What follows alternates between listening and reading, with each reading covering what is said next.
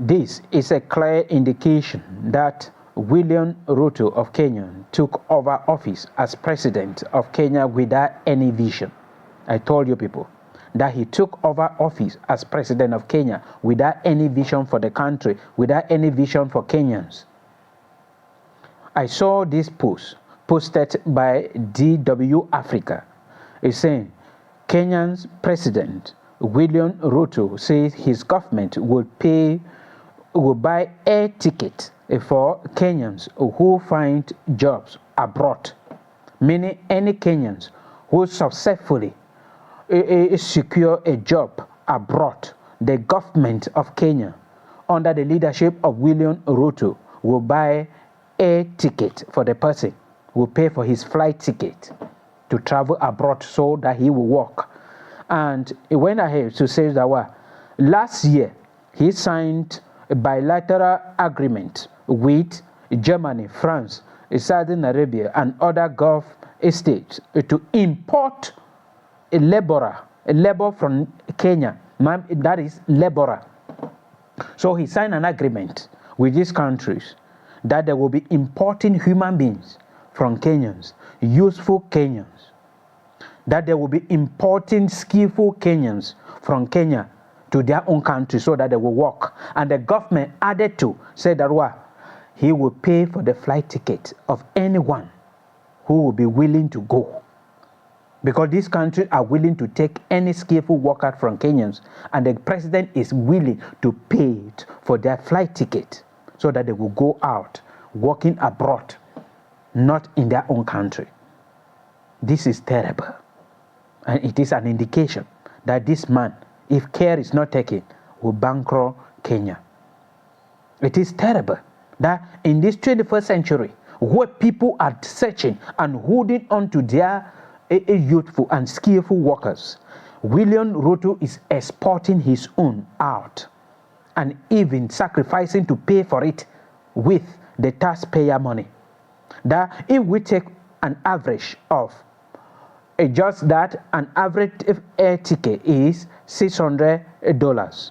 Meaning, if you times $600 times 250,000,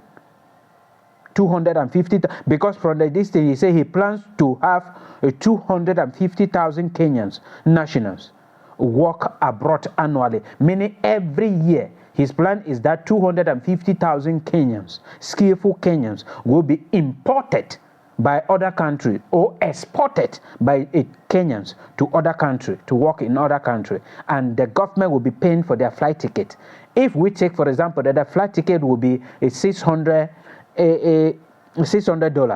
per person, meaning 600 times 250,000 workers who will be going, Kenyans who will be going every year. It means that the government will be spending $1.5 billion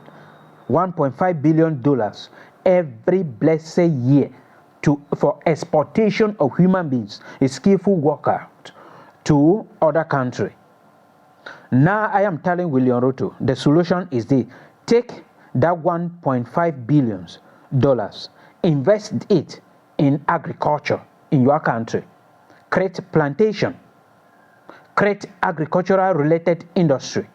And that agricultural related industry or plantation will recruit more than 250,000 Kenyans every year. And they will remain in the country, and the money will be circulating in the country, and unemployment will be reduced, poverty will reduce, hunger will reduce, and your people will not keep on holding on to you.